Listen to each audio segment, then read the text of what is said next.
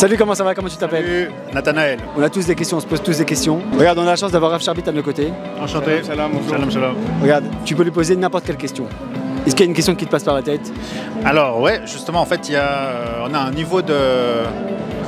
Entre ma femme et moi, on a un niveau de pratique différent. Et je voulais savoir comment gérer ça. Bon, on va laisser le Rav répondre. Je sais pas comment il va se débrouiller.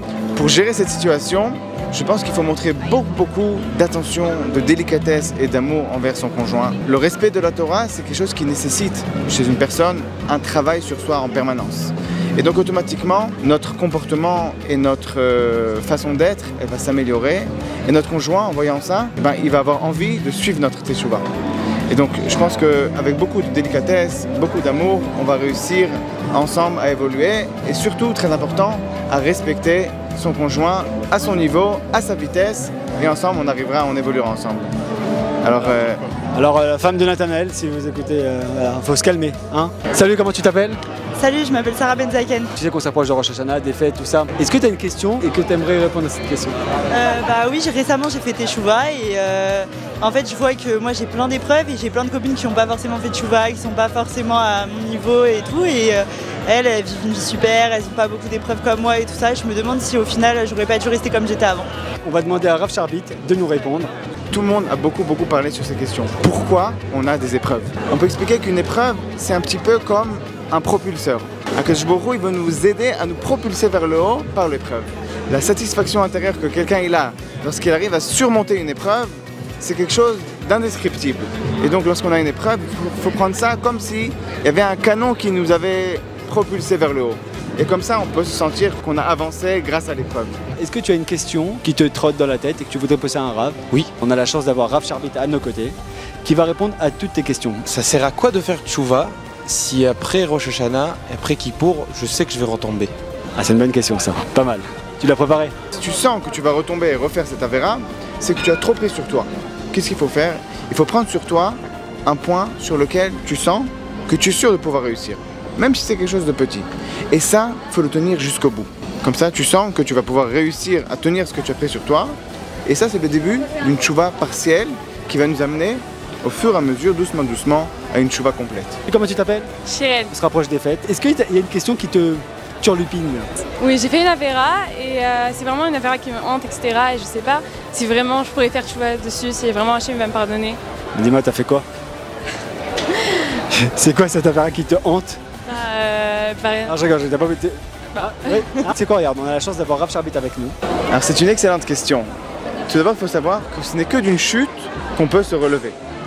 Il n'existe pas de avéra sur laquelle il n'y a pas de teshuva. Akadosh Baruch Hu n'attend que notre retour. Et pourquoi le faire attendre? Son amour est brûlant envers tout le peuple d'Israël et envers chaque individu en particulier. Comment tu t'appelles? Bonjour, je m'appelle Raya. Est-ce que tu aurais une question que tu te poses? J'ai une question concernant Yom Kippour. Est-ce que c'est pas un peu rapide de faire la tchouva aussi rapidement en quelques jours juste avant Yom Kippour?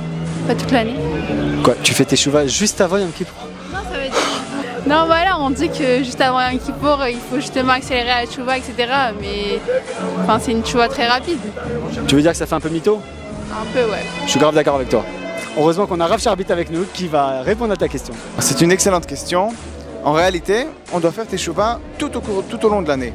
Pas uniquement entre Rosh Hashanah et Kippour. La seule différence avec le reste de l'année, c'est qu'entre Rosh Hashanah et Kippour, la teshuva elle est plus agréée auprès d'Akadosh Baruch Hu et on a des forces spéciales qui nous permettent de plus facilement arriver là où on veut arriver. Alors non, c'est pas du mytho, au contraire, il faut profiter de ces moments-là pour s'éveiller et arriver au jour de Kippour blanc comme neige. Comment tu t'appelles? Eli. On approche de quelle fête? De Rosh Hashanah, ouais. Bravo. Et est-ce qu'il y a une question qui te trotte dans la tête depuis que tu es jeune?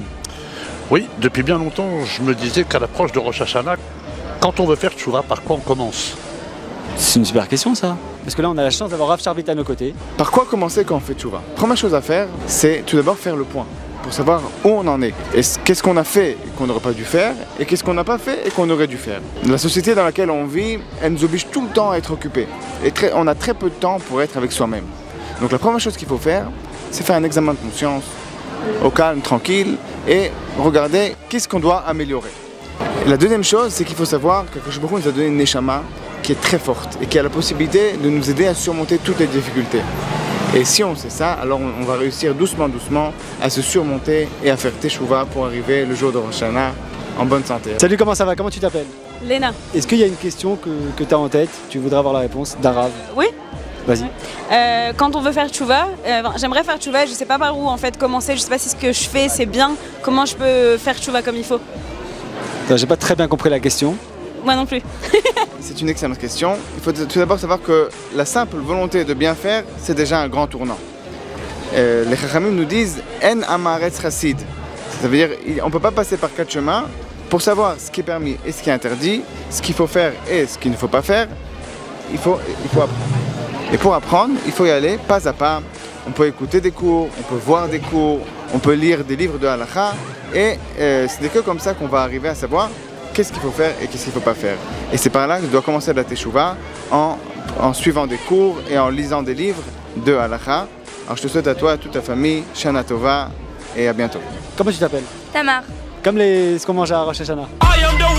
Est-ce que tu as des questions? Parce qu'en fait, on a la chance d'avoir le Rav Sharbit avec nous, qui pourra répondre à ta question. Je suis en train de faire tchouva, mais j'ai peur que il y ait un problème avec mes parents au niveau kiboud avaim, parce qu'eux ils restent pas religieux. Donc je fais comment? Alors effectivement, il faut beaucoup de délicatesse sur ce point-là, mais il faut savoir que la Torah et la halakha traitent de ce problème. La Torah nous dit Ish imo vaviv tiraou, on doit craindre ses parents. Mais d'autre part, c'est marqué aussi Ve'et shabbetodai tishmoru, on doit aussi garder le Shabbat.